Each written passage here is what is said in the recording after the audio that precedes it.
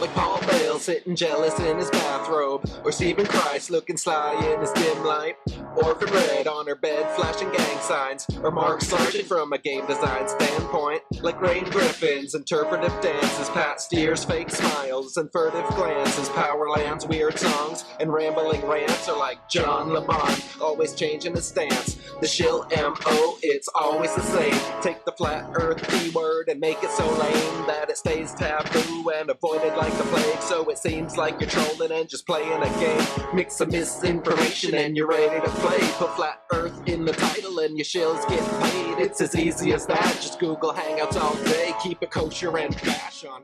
Well, hello and greetings from Northern Michigan. This is Bob the Science Guy.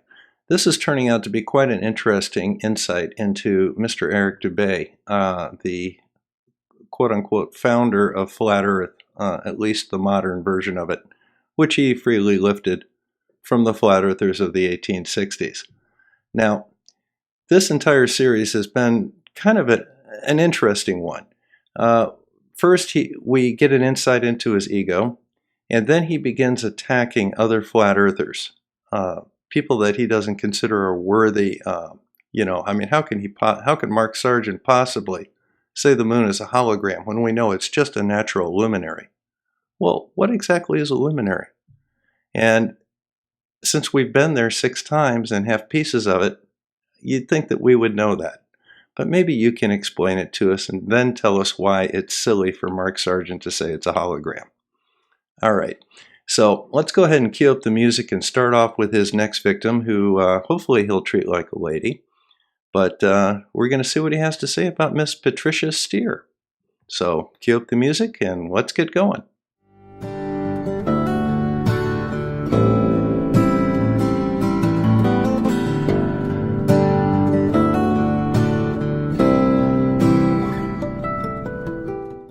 Patricia Steere. This character, who looks like she could have come from Overactors Anonymous, starts Little ad a hom. show of Google Hangouts every couple days with her best buddy Mark Sargent, top shill, where right from the early episodes starts saying how we need to unify, and anyone using the word shill shouldn't be taken seriously, ridiculing the idea that controlled opposition even existed. Meanwhile, having on one of her first shows the most blatant example of controlled opposition ever, Mr. Moot. Mr. Moot was a flat earth shill who donned a full set of armor and changed his voice like this and says, "I am Mr. Moot, the defender of the flat earth." And Patricia had an entire 2-hour interview with this guy where he's in a suit of armor talking in a stupid voice, exposing the flat earth. Now, the point of Mr. Moot and Patricia and all of the other shills from the Flat Earth Society to Mark Sargent is to do just this, to make the legitimate subject of flat earth look and sound ridiculous, to divert attention away from actual evidence, experiments, and proofs onto, look at my cats, here's my jukebox, look what I'm eating, Eric's causing division in the movement. Shortly after Mr. Moot, she had Subcomandante Carlos, yet Oh my goodness, trust me, Eric, you don't need help from Patricia Steere to make the movement look ridiculous. It looks ridiculous all on its own. Cool glasses there, Mark.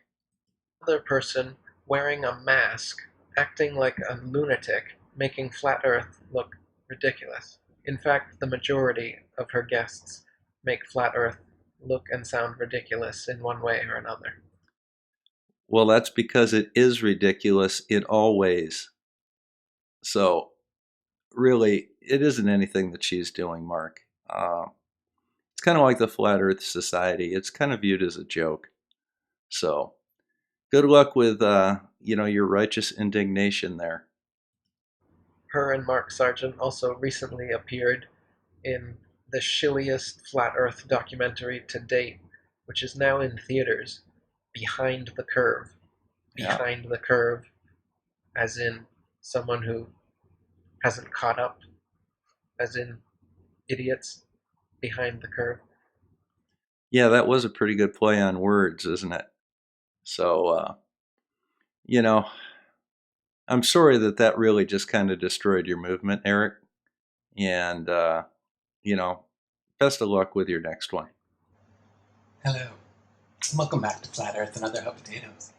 I'm your host, Patricia Steere, as always, bringing you people like Mr. Moot. Well, my name is Mr. Moot because my true identity is irrelevant.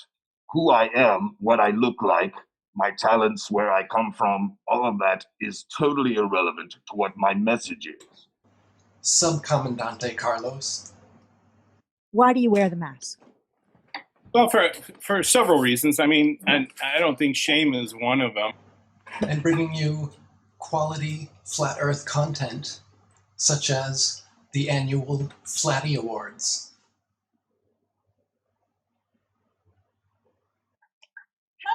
Hello. There was no way I could beat that dress with conventional weaponry. So I relied on technology. Since many of you seem to still not understand this, I am not a crossdresser or a transsexual. This is a Versace choker. I wear this not to hide my man's apple, my Adam's melon here. Obviously, I have a feminine figure, feminine sloping shoulders, musculature, jawline. I've never done any plastic surgery whatsoever. No Botox, nothing of the sort. I'm vegan. I'm against any sort of unnatural body modification. You know, Eric, you're kind of answering questions we're not asking here. All right? Is there a reason that you're answering these questions that we're not asking? All right? I really don't want to know. Whatever floats your boat. Not a transgender crossdresser. Okay, you can see here, this is indeed a pillowcase. Thereby, I do not qualify under the stringent standards of what would denote a transgender. I'm not. Okay, Antonio? Shut up. Shut up, Antonio. Okay? Stop it. It's too much. It's gone too far. Okay? I'm a vegan woman, half Jewish, 53-ish years old, and I look good for my age, and I have no Botox, no plastic surgery. Okay? I'm not an agent. I don't work for Metatron. Okay, I do work for Metatron.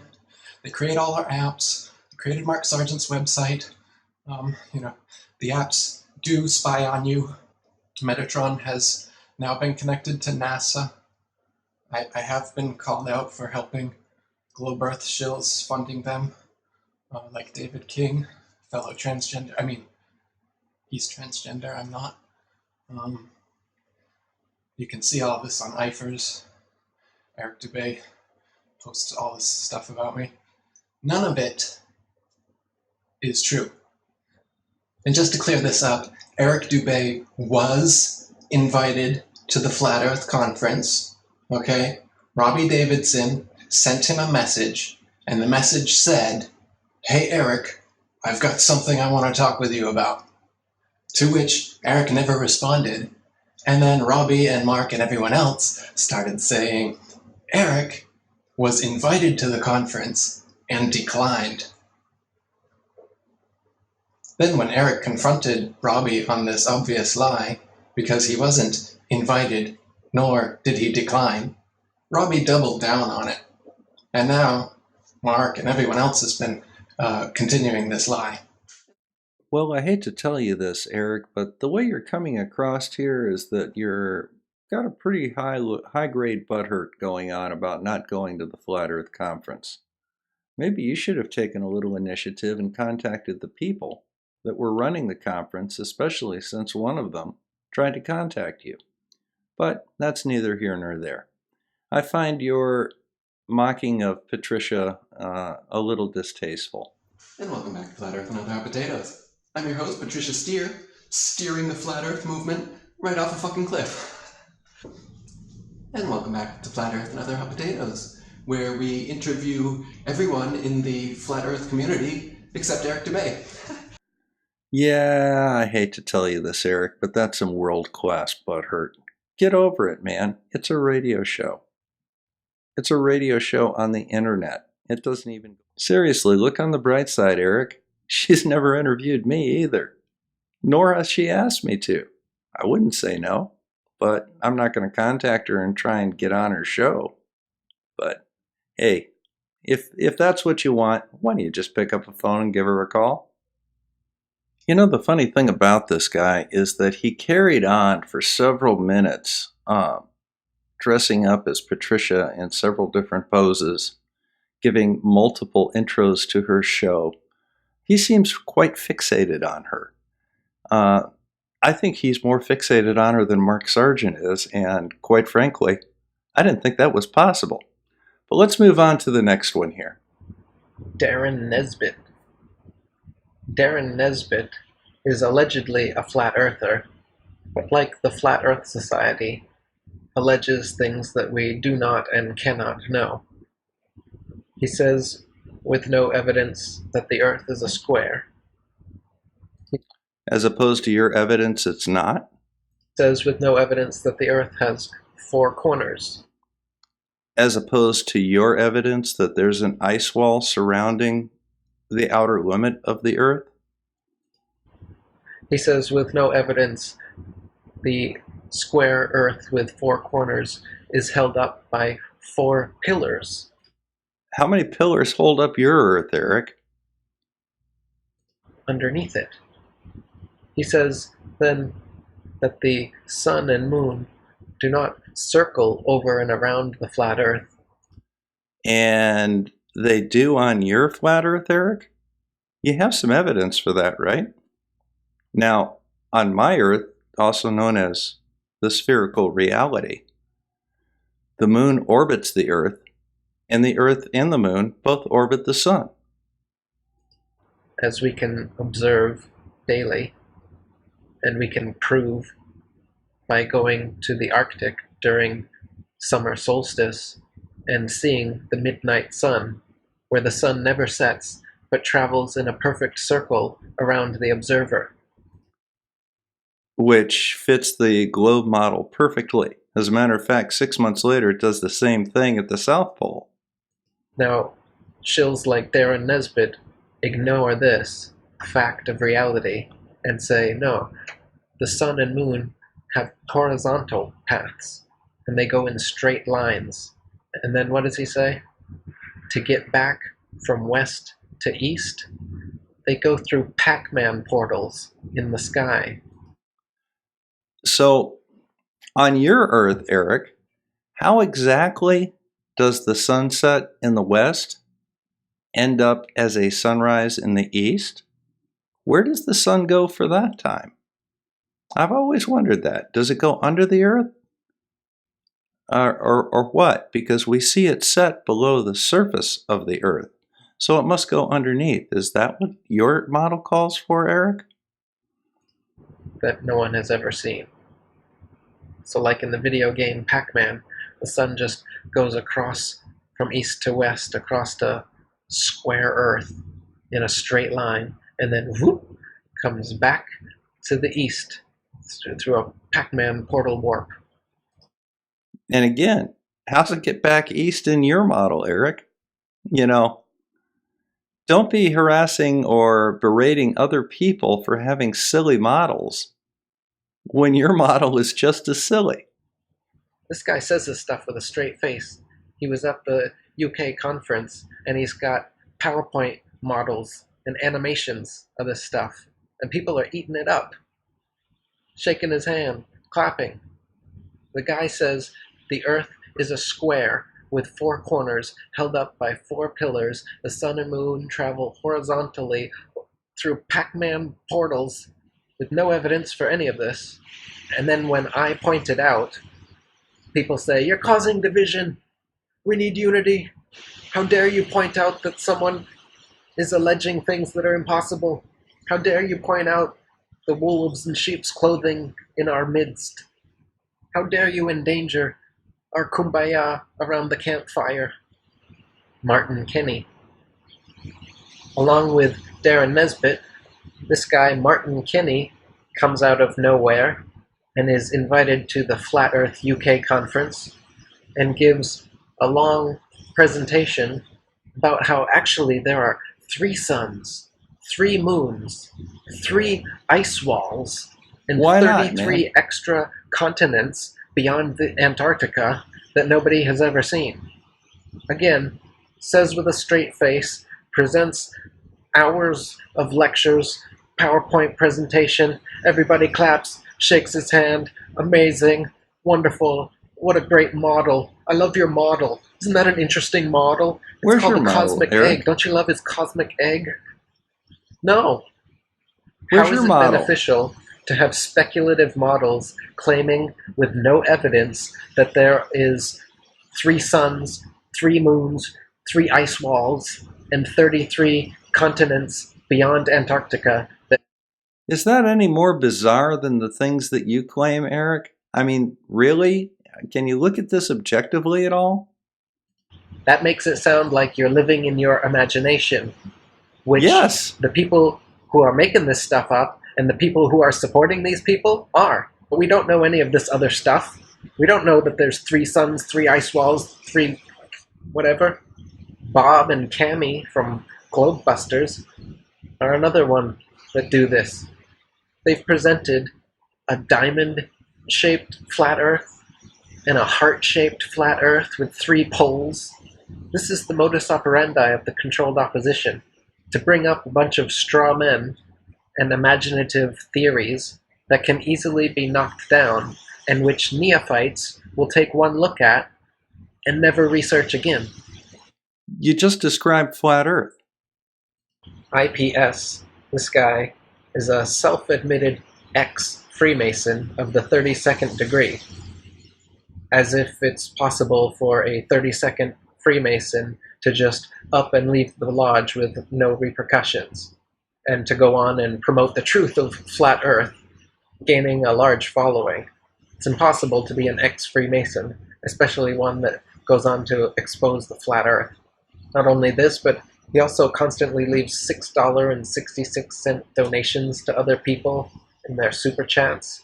He has also threatened death, torture, and other disgusting things upon fellow members of the Flat Earth community in private messages that he's obsessively sent to people such as MGTV and Flat Earth Reset.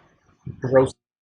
You know, I'll tell you, I got threatened the other day. Some Yahoo sent me an email after I called him out for doxing myself and other people.